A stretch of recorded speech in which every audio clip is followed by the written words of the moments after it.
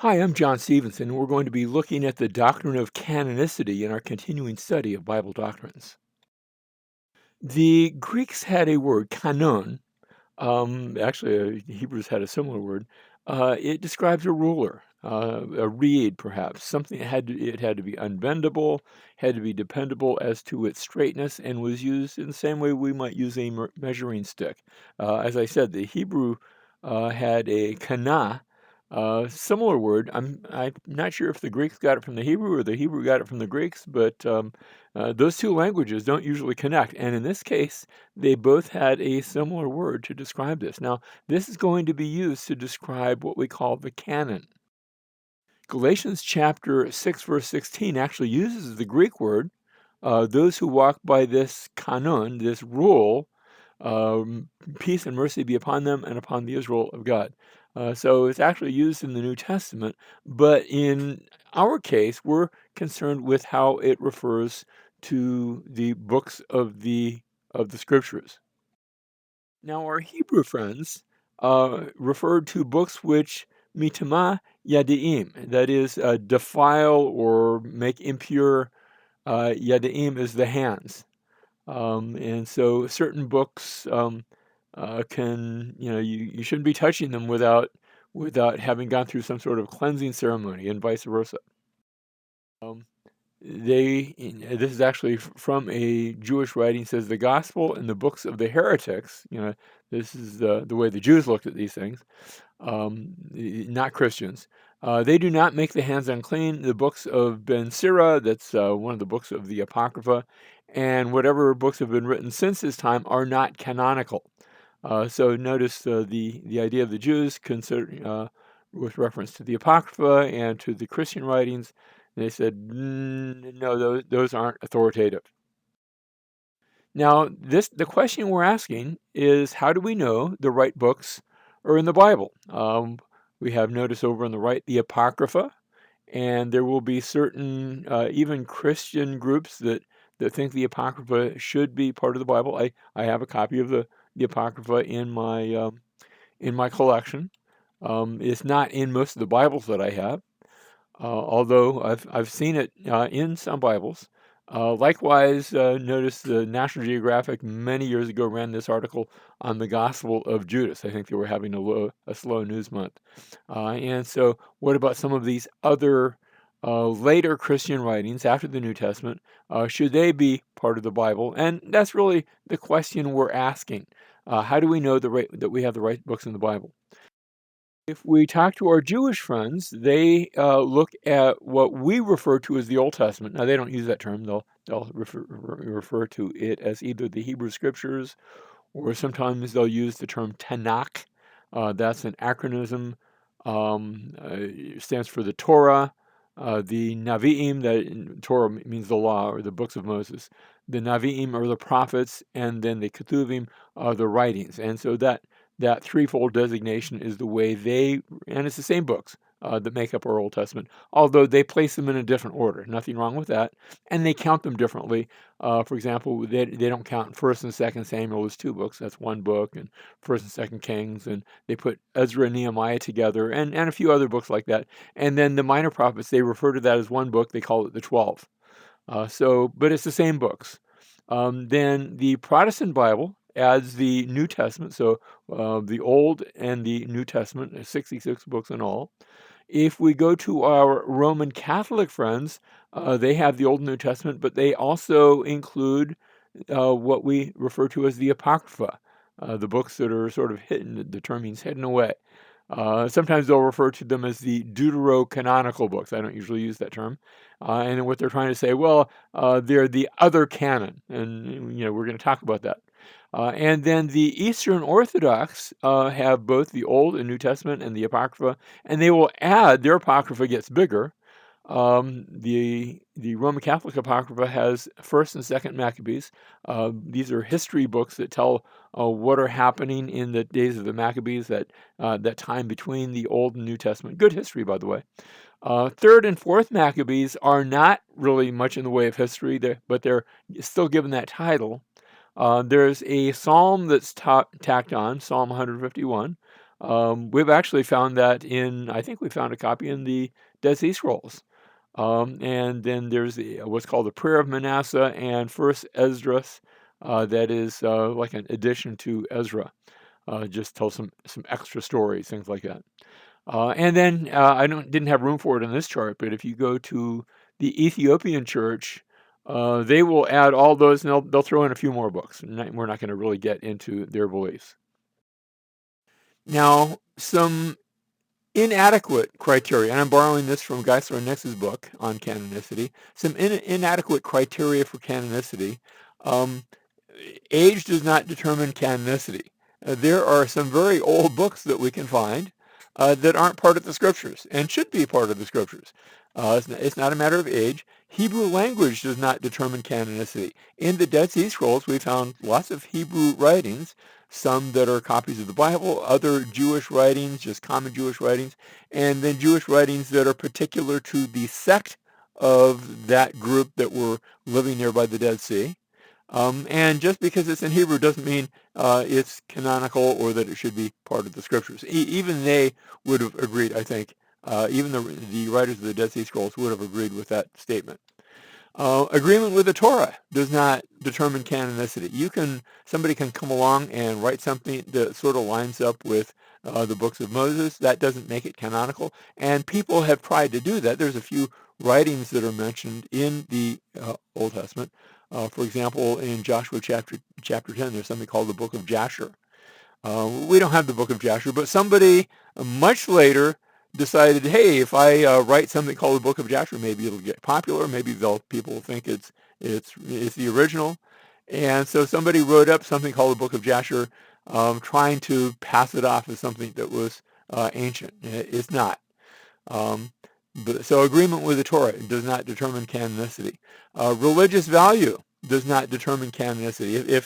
If you say, well, that's a nice book and it tells me some nice things about God, that doesn't mean it's from God. That doesn't mean it's authoritative just because somebody wrote a nice book. I've written some nice books. I think, at least. They're not.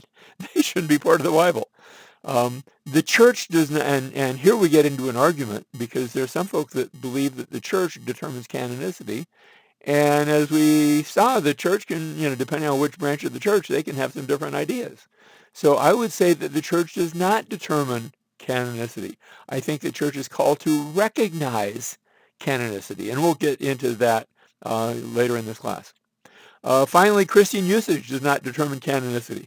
There's some books let me just say, there's some of the books of the Bible that we use a lot, and I'm not saying this is appropriate, but there's some of the books of the Bible we don't use quite as much as others. That doesn't determine canonicity, and just because the church uses something is not a determination of that.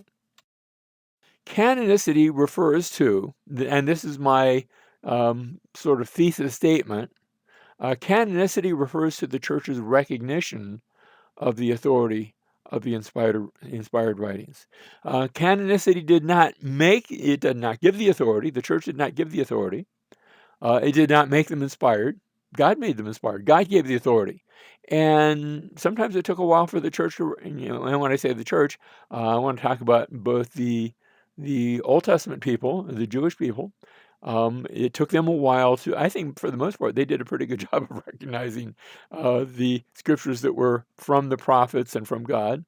Although at a later date, some of them wanted to maybe second guess and say, "Are you sure?" And so there were some discussions along those lines. We'll talk about that. And then I think the New Testament church also eventually, it took some time, but they eventually recognized the authority of the inspired writings. Now, notice we have two different views. The church makes an authoritative list of books versus the church makes a list of authoritative books. That's not the same thing. The Roman Catholic view is the church makes an authoritative list of books. Whereas, and by the way, the Eastern Orthodox, and they don't agree with each other, but they feel the same thing is true. Whereas the Protestant view is that the church makes a list of authoritative books. Making the list doesn't make it right, but they're trying to do that. In other words, those books that God gave authority, we're trying to determine which those books are. And both Protestant and Reformed folk have. Now, some questions on on canonicity, some appropriate questions to ask. How are we to determine if we have the right books in the Bible? I think it's okay to ask that question. What about the Apocrypha? And we're going to look at the Apocrypha and discuss that. Are there certain books in our Bible that should not be there? And are we missing some books? So those are the questions that we're going to deal with in this class. First of all, I want to talk about the testimony of Jesus. And here we're talking about canonicity and the Old Testament. Remember that as Jesus came along, they already had a canon. They already had what we call the Old Testament, the Hebrew Scriptures, and they were completed, and they had been completed for a few hundred years. Jesus says in Luke chapter 24, verse 44, this is after his resurrection. He said to them on the road to Emmaus, these are my words which I spoke to you while I was still with you, that all things which are written about me in the law of Moses and in the prophets and in the Psalms must be fulfilled. Remember how we talked about that threefold division of the Hebrew Scriptures, the Torah, the law, the prophets, and the writings. Well, that's the same thing here. Notice the law, the prophets, and instead of calling it the writings, he just calls it the Psalms, which was the first book of the writings. So Jesus actually addresses that threefold designation, which is still used by the Jews today. Secondly, I want to look at the testimony of the Septuagint. The Septuagint, and you're just looking at a piece there. The Septuagint was actually penned in Alexandria, where Ptolemy the second, it might have been the first that started off, but then his son Ptolemy the second completed it. A big library at Alexandria in Egypt. These Greek kings were now ruling over Egypt, and they wanted to have the biggest library in the world, and they wanted to have all the books in the world there. And they'd heard about the Jews who had a collection of books, but they were in Hebrew, and the Greeks couldn't read Hebrew, and so they wanted to have it translated into Greek. And the story went that they hired 70 translators, so that it became known as the 70, or the way you say that I think you say that in Latin, not in Greek, the Septus. So the Septuagint is the 70. Um, and so this was a translation of the Hebrew Bible into Greek, Ptolemy the second, as I said, and this was for the Great Library of Alexandria. And it caught on, and copies were made, and it survived. Copies, come up. We actually have ancient copies of the Septuagint. Um, there were supposedly 70 scholars. The entire Old Testament was translated eventually. They began, I'm sure, in chronological order with the Torah first, and eventually, as it was finally written, it wasn't written initially, but the Apocrypha was eventually included in the Septuagint, which when the folks in the New Testament began reading their Old Testament, a lot of them couldn't read Hebrew either, and so they were reading it in Greek. They just, read through the Septuagint, they got to the Apocrypha, and they just sort of assumed, well, this must be part of it as well.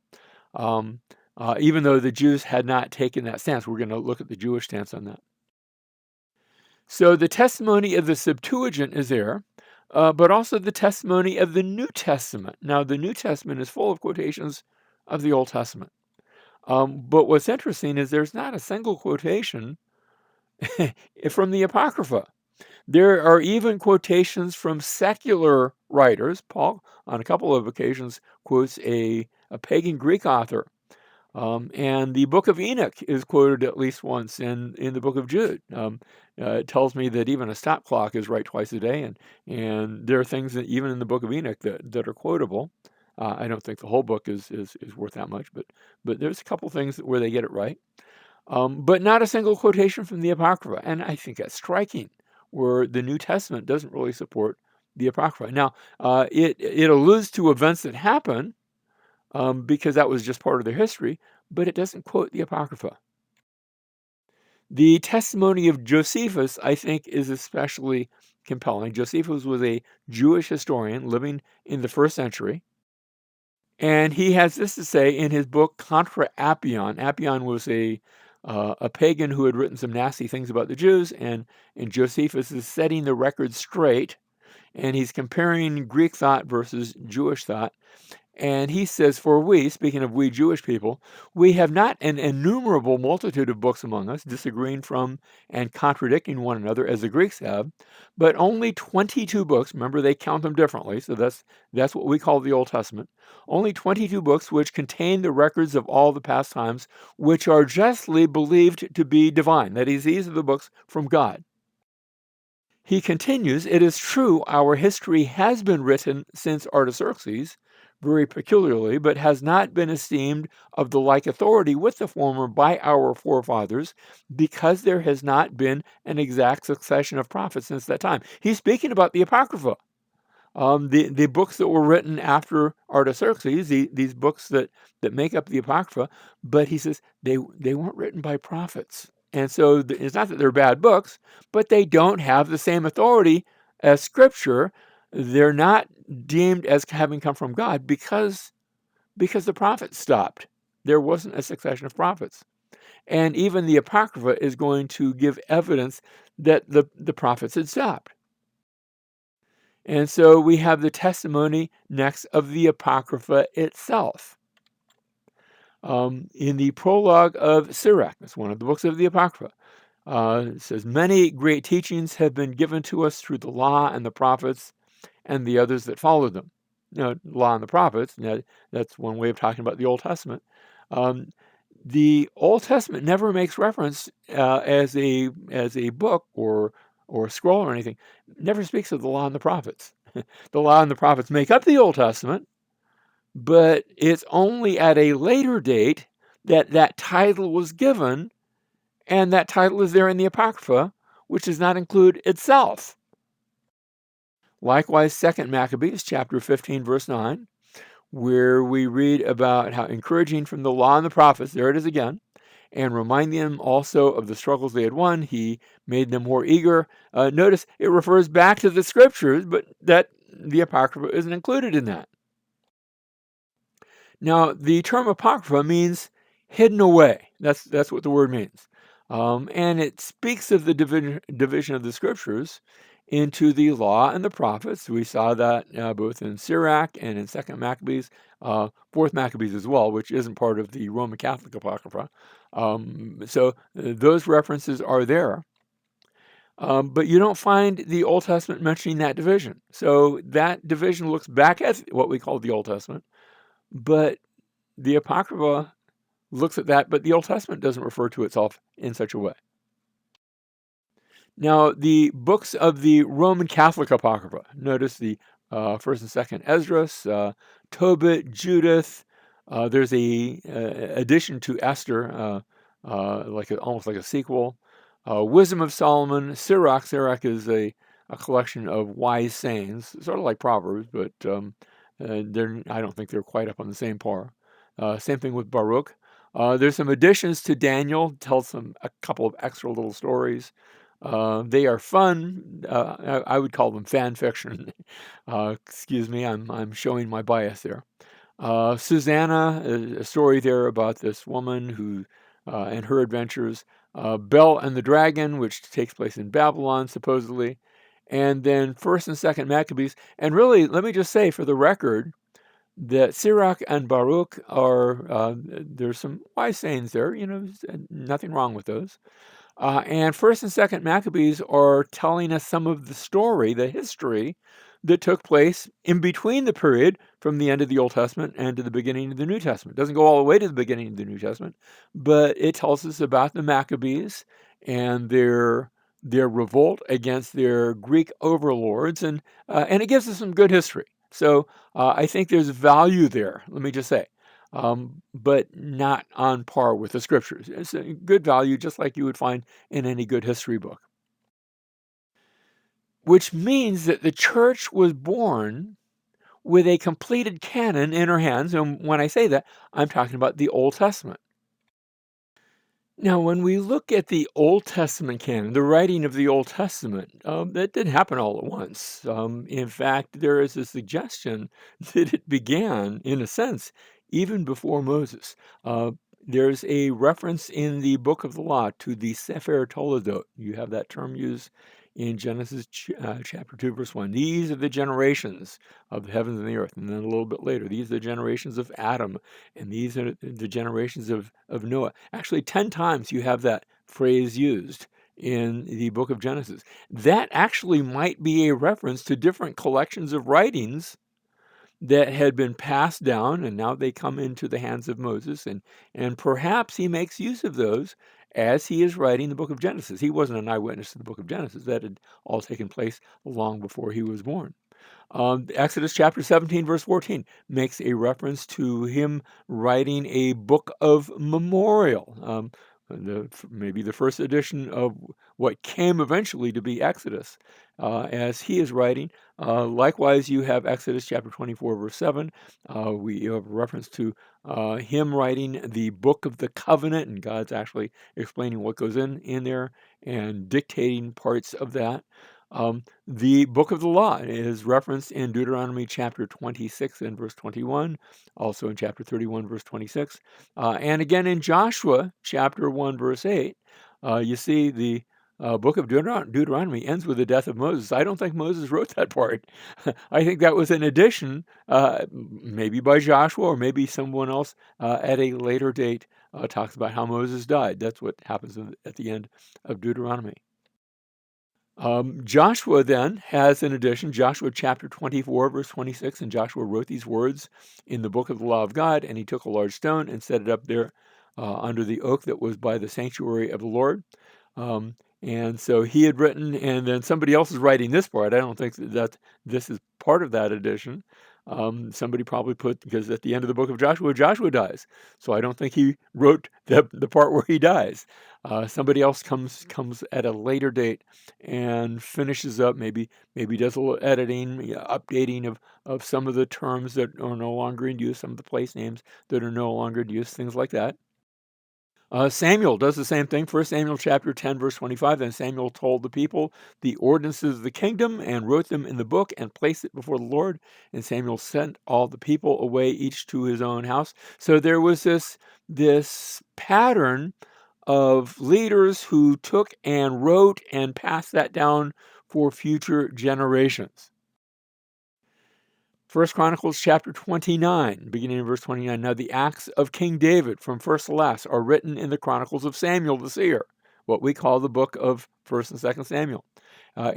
Notice also in the Chronicles of Nathan the prophet, and in the Chronicles of Gad the seer, and I'm not sure, were those different collections used to make up what we call 1st and 2nd Samuel? Very possibly. Verse 30, with all his reign, his power, and the circumstances which came on him, on Israel, and all the kingdoms of the lands. It sounds like it's describing what now comes to us as 1st and 2nd Samuel. Now, in contrast with other books, there's other books referenced too, sometimes that were, you know how you have a citation, books of the wars of the Lord, Numbers chapter 21, verse 14. That was a book apparently that was around at that time. The book of Joshua I already mentioned in Joshua chapter 10, verse 13, and again in 2 Samuel 1:18.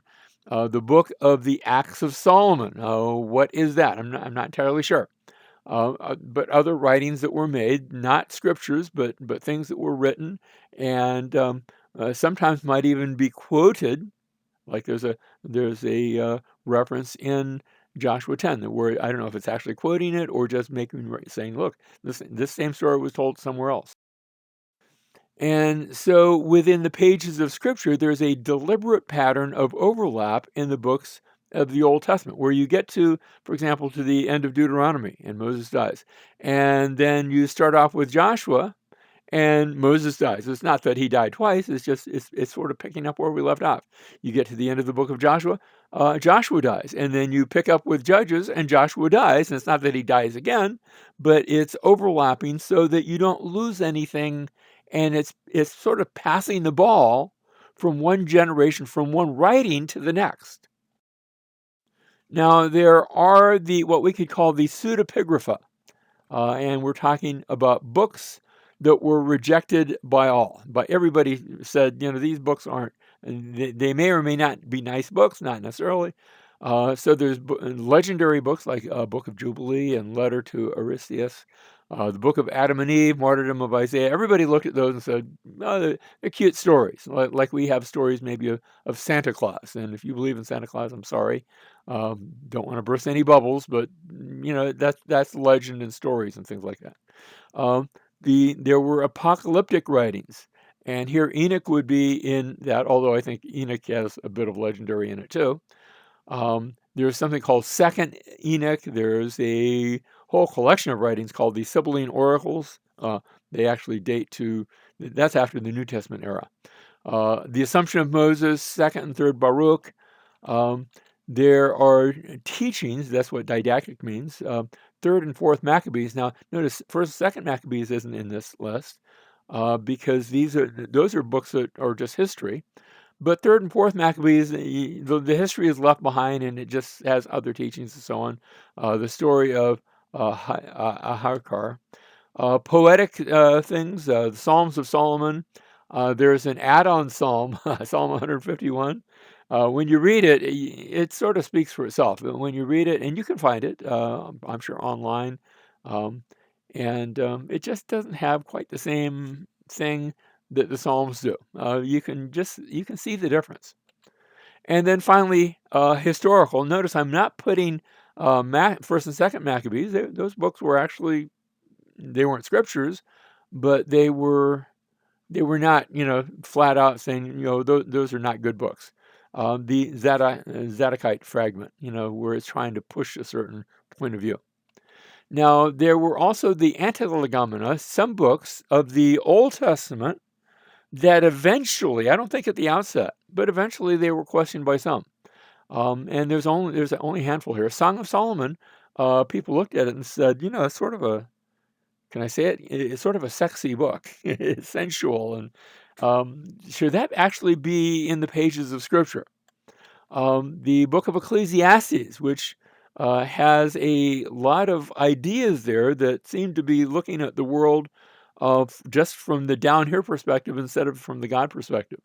Now, I think there's a reason for that. I think he's deliberately doing that, but that was questioned by some. Again, I think at a later date. The book of Esther, because God isn't mentioned there, again at a bit of a later date. And also remember, Esther was written a bit later. Ezekiel, now here the questioning wasn't until much later, and it was because they looked at the last 8 chapters, the chapters that talk about a rebuilt temple.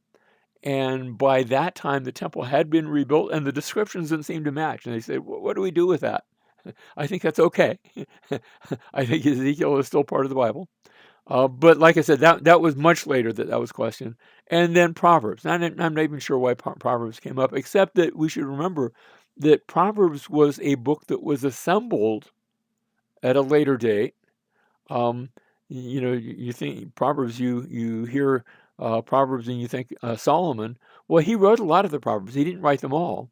But then you get to about chapter 25, verse 1, and it starts off there. These are the Proverbs that were collected by the men of Hezekiah. Well, he's a long time after Solomon. And then we have the last 2 chapters that are written by some other people. So it's sort of a collection, which made people question the book of Proverbs. Now we come to the New Testament canon. And remember, the New Testament was born with a canon already in their hands, what we call the Old Testament. Now we want to say here and reiterate, the existence of the canon does not equal the recognition of the canon. The canon existed as soon as the books were all written, but they needed to be copied, they needed to be distributed, and for our purposes, what we're looking at, they needed to be recognized as being authoritative. Now, we have dating to the 2nd century, something called the Muratorian Canon. Our oldest copy dates to the 7th century, but it's a copy of something written quite a bit earlier, originally written in the latter part of the 2nd century, and it gives a listing of authoritative books. It's a partial list. It actually starts with Luke, but it says, and the third gospel is, and it's evidently he's already talked about Matthew and Mark, and that page is missing. And so what it does, it mentions the 4 Gospels. Includes the Gospels, the Epistles of Paul, the Epistles of Jude, and of John, and the Epistle of Jude. Uh, it includes a book of wisdom written by the friends of Solomon in his honor. That's sort of interesting. It mentions the shepherd of Hermes, but then it says, as a disclaimer, says that's a good book, but it's written more recently, as if it's not quite on the same level. And then it mentions the Apocalypse of John and of Peter. Now that's not the Gospel of John. That or Apocalypse of John would be Revelation. But the Apocalypse of Peter, that's something else. And then it says, but not everybody accepts that. So there's a little question mark there. It mentions, notice, and I'm just going to quote there, the blessed Apostle Paul himself followed the order of his predecessor, John, and wrote only 7 churches by name. Remember how John in the book of Revelation writes to 7 churches. And they are in this order, and then he puts Corinthians, Ephesians, Philippians, Colossians, Galatians, Thessalonians, Romans. By the way, I don't think that's the order in which they were written. I think that might be instead a bit of a topical order, which our New Testament does the same thing. He goes on, beside these, there is one to Philemon, and one to Titus, and 2 to Timothy, in affection and love, but nevertheless regarded as holy in the Catholic Church. Now, that's not Roman Catholic, that's the everybody church, in the ordering of churchly discipline. It's become popular, by the way, to question the pastoral epistles, the epistles of Paul to Timothy and Titus. The Muratorian canon had no question there. That was already known to them and already part of that collection. There is also circulated one to the Laodiceans, that is an epistle to the Laodiceans, and another to the Alexandrians, forged under the name of Paul in regard to the heresy of Marcion. And we're going to talk about Marcion. He was a heretic that was trying to sort of get his own message out there, and had some forgeries, and he had tossed out the Old Testament. He actually taught the God of the Old Testament was a bad person, and the God of the New Testament, he's the good God. Marcion was just bad news. It goes on, and there are several others which cannot be received by the church, for it is not suitable that gall be mixed with honey. In other words, there was some bad stuff that was out there that wasn't part of the canon. The Muratorian canon goes on. The shepherd, that's the shepherd of Hermas, moreover, was written by Hermas quite recently in our time in the city of Rome, while while his brother Bishop Pius while the brother Bishop Pius sat in the chair of the church in the city of Rome, and therefore it too should certainly be read, but it cannot be read publicly to the people in church, for it is neither among the prophets, whose number is complete, to the end of time, nor among the prophets. So he says, go ahead and read it, but don't be reading it in church. It's not on the same level as Old Testament or even New Testament. So not a bad book, and I think it's okay. But I don't think it has the same authority of Scripture. Now, some factors that made it needful for a New Testament canon that the church faced. First of all, as we've already alluded to with Marcion, there was the problem of heretics. They began to write some things that were not true, and so it became necessary for the church to ask the question, well, which books are right and which ones are teaching bad things? So the problem of the heretics. Marcion's canon, as we said, it comprised, what he did is he rewrote Luke, took out all the parts that he didn't like, and then he did the same thing with 10 epistles of Paul. Again, took out all the quotations that Paul gave of the Old Testament. Well, Paul's quoting the Old Testament a lot, so he had a holy Bible that was really full of holes, and then he just tossed out the entire Old Testament. So that was one of the questions with the heretics. The presence of other Christian writings, not necessarily heretical writings, but just other writings that came along from what we call the Apostolic Fathers and other folks as well that were writing things, and they weren't bad. They just weren't New Testament. They weren't authoritative. So you have this a book called the Didache. And let me just say, I'm fond of the Didache. I think it's really delightful. I'm not saying I agree with everything on it. It means the teachings, and it was like a handbook for brand new Christians. Just sort of a laying out. Here's what Christians believe, and here's how Christians ought to act, and here's just some of the things that you ought to be aware of. We don't do abortion. We don't kill babies once they're born. They did that back then. Not Christians, but pagans did. We don't, sleep with other people's wives, things like that. So, just sort of a basic manual of how to be a Christian, how to live now that you are a Christian. The epistles of Ignatius, he was what we call an apostolic father. And then there were other church fathers too that began to write. And Ignatius is really clear. He says, look, I'm not on the same level as the apostles. I'm writing to you, but they knew Jesus. I just, I'm not on their level. Uh, Irenaeus, he's an early church father. He points to a canon that includes the Shepherd of Hermas, but he doesn't mention Hebrews or Second Peter, Philemon, Second and Third John. So he doesn't know about all of the New Testament yet. He's in the 2nd century, and so they're still trying to get it right. They're not quite there yet. Now there were persecutions against the church and laws against the ownership of scriptures. This happened as early as the 1st century, but especially as you're getting into the 2nd and 3rd century, it now becomes illegal to be a Christian and illegal to have copies of the New Testament. Hebrew scriptures were allowed because the Romans had allowed that with the Jews, but the New Testament writings. And so, are you going to die for the Shepherd of Hermes? Are you going? What about the epistles of Paul? As Roman authorities are coming and confiscating Christian writings, and so this becomes an issue. Now, some criteria that was used in recognizing the process of New Testament canonicity. One was apostolic authorship. If it was written by an apostle, then it was assumed, okay, this must come with authority because Jesus had commissioned his apostles. Now, they're including Paul. Paul wasn't one of the 12, but they recognized his authority from Jesus as well, as the New Testament church had done. Even the church in Jerusalem had recognized the gospel that Paul preached and had recognized him. So apostolic authority. Consistency, were these books teaching something that was consistent with what the apostles had taught? Or was it, teaching some sort of Gnosticism? There were some false teachings going on by the 2nd and 3rd centuries. Reception by the churches. Were the churches receiving these? And for the most part, there wasn't too much of a problem. Now, like we said, there were a few books that are going to be questioned, but were they received by the churches?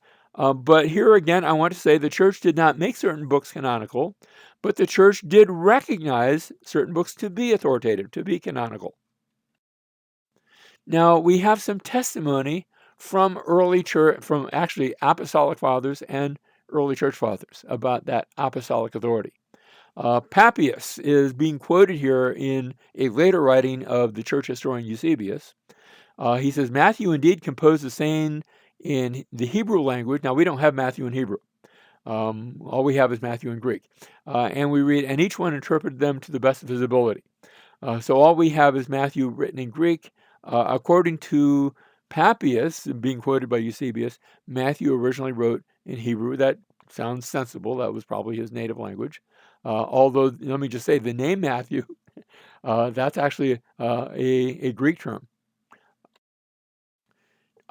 Eusebius also says, when Mark became the interpreter of Peter, he wrote down accurately whatever he remembered, though not in order of the words and deeds of the Lord. So Mark, notice, was associated with Peter in the writing of his gospel account.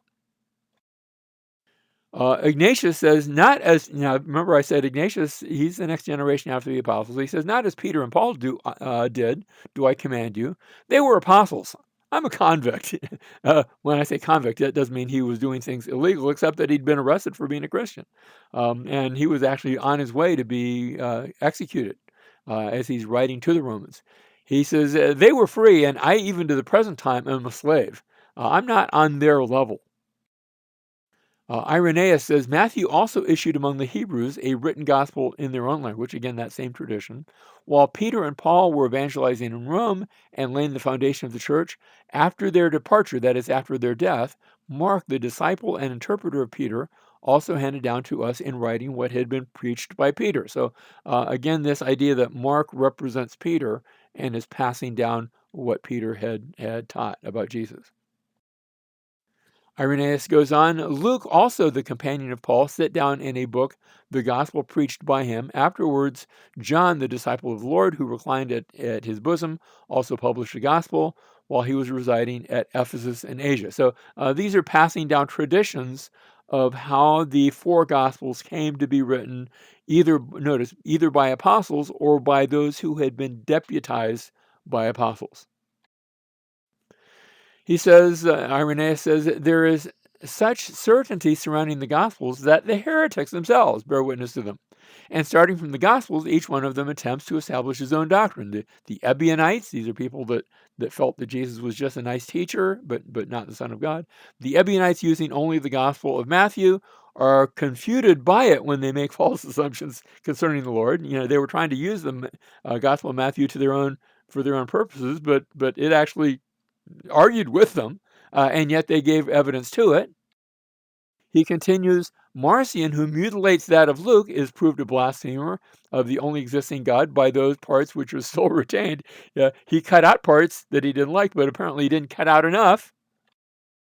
He goes on, those who follow Valentine making copious use of the Gospel of John to illustrate their conjugation, by that very Gospel be proved to have and have said nothing rightly. The Gospel of John stands very well in its own right. Now, Tertullian, another early church father, and here he's writing against Marcion, he says the same authority of the apostolic churches will defend the other gospels which we possess through them, and because of their using them. I mean the gospels of John and Matthew, while that issued by Mark may be affirmed to be Peter's, whose interpreter Mark was, and the digest of Luke men are accustomed to ascribe to Paul. So like I said, Mark he's deputized by Peter. Luke is deputized by Paul, and so the Gospels are speaking with apostolic authority. Now, we have these books called the Antilegomena, and Eusebius actually used that term.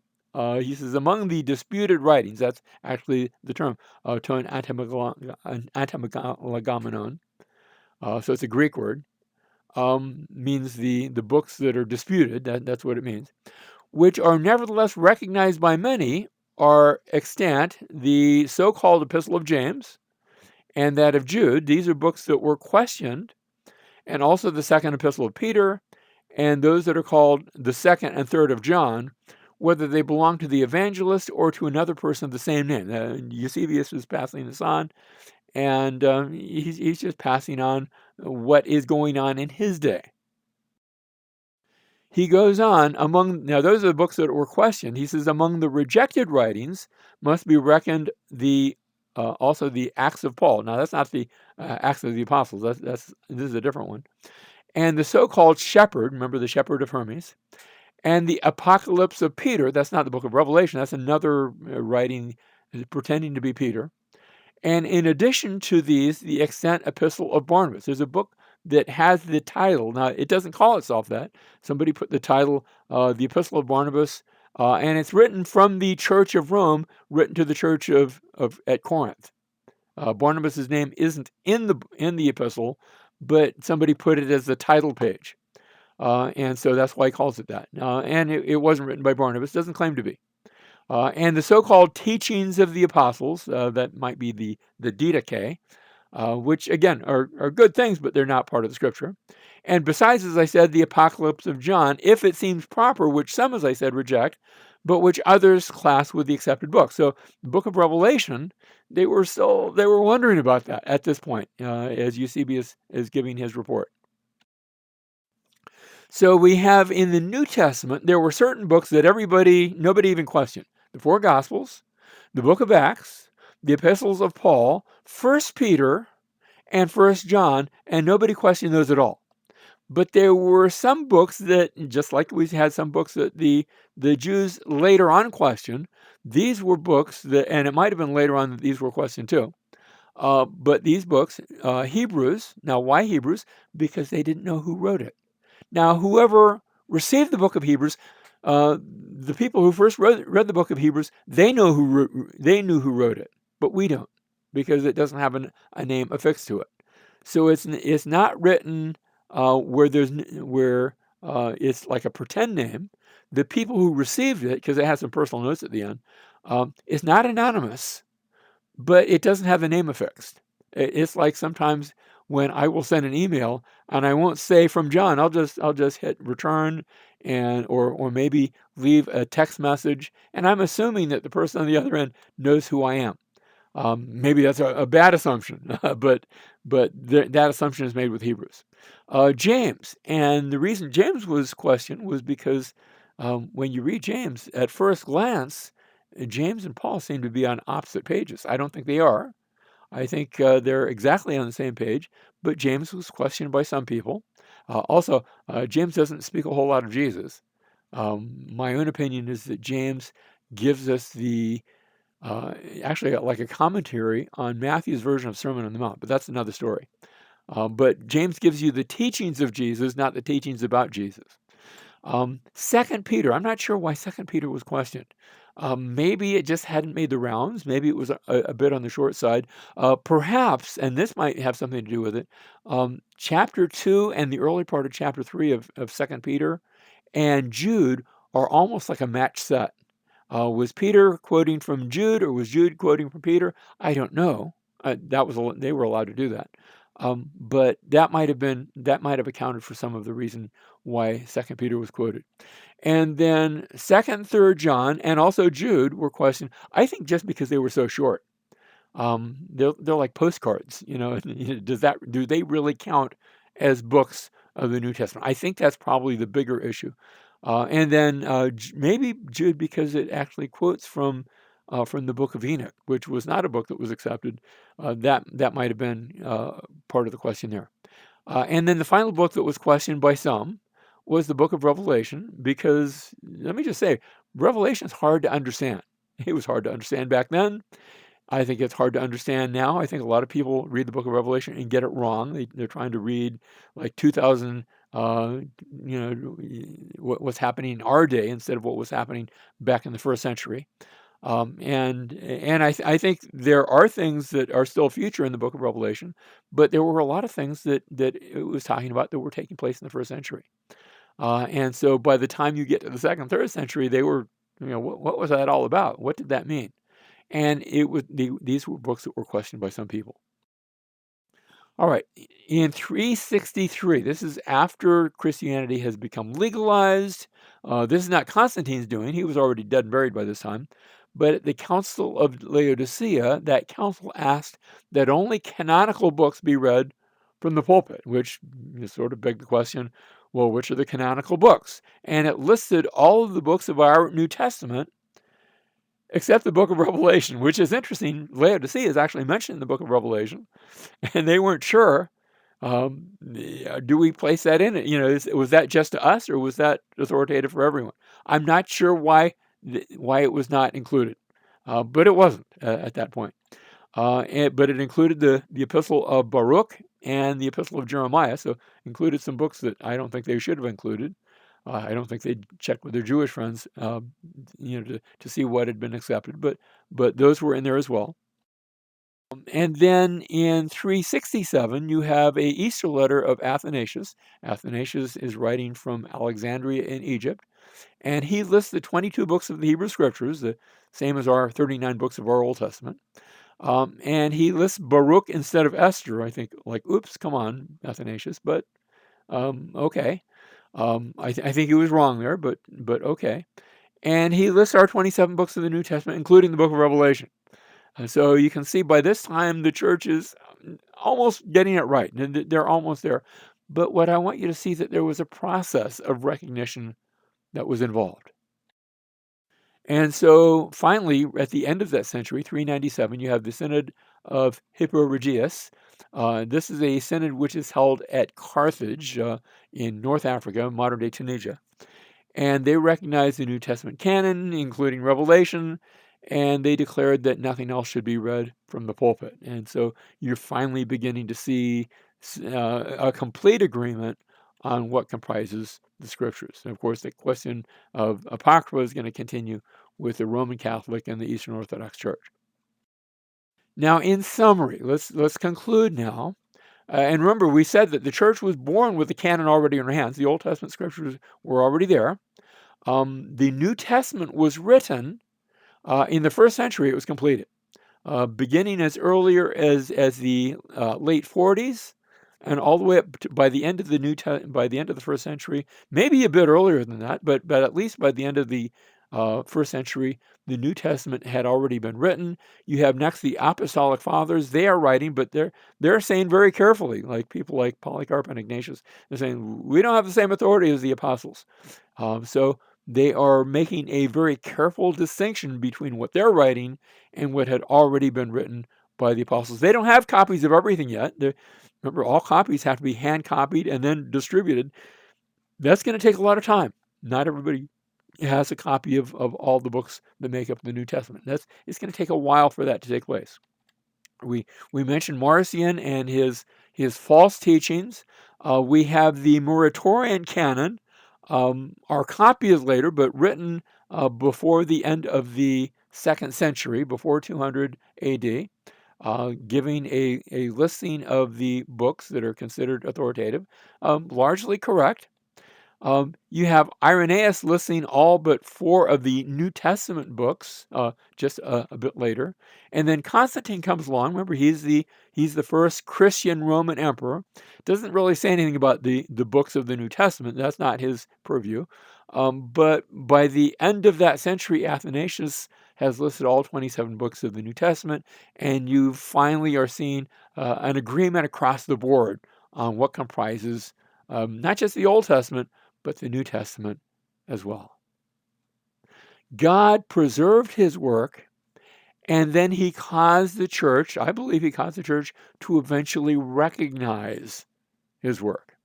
First with the Old Testament, which, remember, the Jews didn't accept the Apocrypha. They thought they were good writings, but not authoritative, not from the prophets. And then the New Testament, the prophets, and then later on the apostles, coming from the very words of God.